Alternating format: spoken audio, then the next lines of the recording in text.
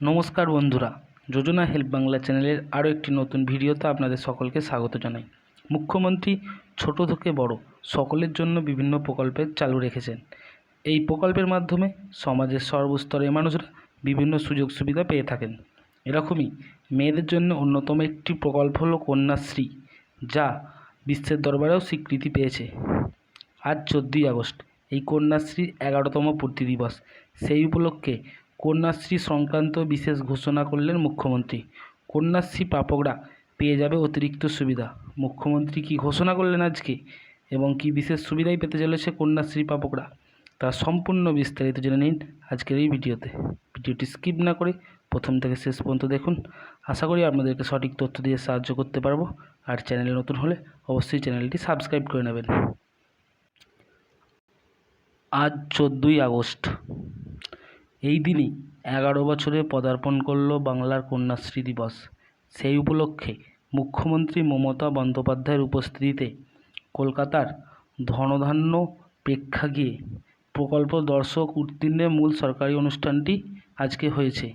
রাজ্যেও পরিবর্তনের পরে মমতা দেখেছিলেন গ্রাম বাংলায় গরিব ঘরের মেয়েদের মধ্যে স্কুল ড্রপ আউট সংখ্যা খুবই বেশি।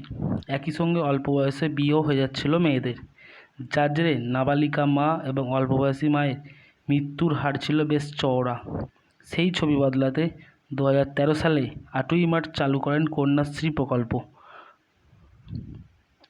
সেই বছরে 14ই আগস্ট থেকে রাজ্য জুড়ে শুরু হয় কন্যাশ্রী দিবস উদযাপনের পালা।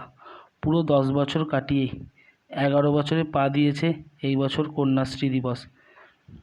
মুখ্যমন্ত্রীর তরফ থেকে বিশেষ কিছু ঘোষণাও করা হয়েছে আজকে। চলুন তার বিস্তারিত জেনে নিই আজকের এই ভিডিওতে। রাজ্যে কন্যাশ্রী প্রকল্পের সুবিধা পাবকের সংখ্যা 87 লক্ষেরও বেশি। যদিও মুখ্যমন্ত্রী চান এই সংখ্যা 1 কোটি ছাড়িয়ে দিতে। মুখ্যমন্ত্রীর সেই ইচ্ছা পূরণ হবে, সেই দিকে সবাই অধীর আগ্রহে তাকিয়ে আছে। এবার কন্যাশ্রী দিবসের মূল অনুষ্ঠানে কন্যাশ্রী প্রকল্পের রূপায়ণের ক্ষেত্রে বেস্ট পারফর্মিং জেলা হিসেবে উত্তরবঙ্গের উত্তর দিনাজপুর জেলাকে সম্মানিত করা হবে। এই জেলার কন্যাশ্রী দপ্তরের আধিকারিক উপস্থিত থেকে মুখ্যমন্ত্রীর হাত থেকে সেই পুরস্কার গ্রহণ করবে। বর্তমানে কন্যাশ্রী প্রকল্পের আওতায় সেই সব পরিবারের মেয়েরাই অন্তর্ভুক্ত হতে পারে যাদের বাৎসরিক আয় 1,20,000 টাকার বেশি নয়। তবে এই আয়ের মাপকাঠি পরিবর্তনের দাবি রয়েছে কয়েক বছর ধরেই। সূত্র মারফত জানা গিয়েছে, এ বিষয়ে কিছু ঘোষণা করলেও করতে পারেন মুখ্যমন্ত্রী।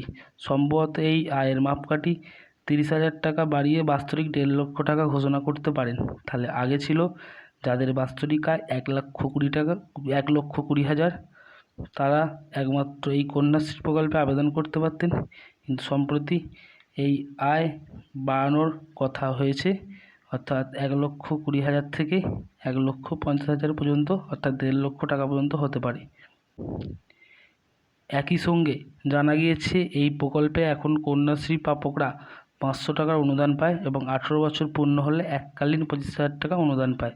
সূত্র মারফত জানা গিয়েছে এই অনুদানের পরিমাণ বৃদ্ধি পেয়ে 30,000 টাকা এবং বাৎসরিক অনুদানের পরিমাণ বাড়িয়ে 750 টাকা পর্যন্ত ঘোষণা করতে পারেন মুখ্যমন্ত্রী।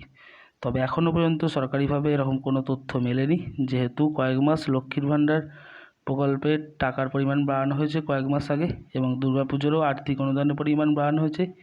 তাই রাজ্যের সরকারি আধিকারিকদের একাংশের অনুমান, এবার কন্যাশ্রী প্রকল্পের আর্থিক অনুদানের পরিমাণ বাড়ানোর পাশাপাশি আরও বেশি সংখ্যক পরিবারের মেয়ে যাতে এই অনুদান পায়, তার জন্য আয়ের পরিমাণ কিছুটা হলেও বাড়ানো হতে পারে। তো বন্ধুরা, এই ছিল আপডেট। ভিডিওটা যদি ভালো লাগে অবশ্যই চ্যানেলটি সাবস্ক্রাইব করবেন এবং পাশে থাকবেন। ধন্যবাদ।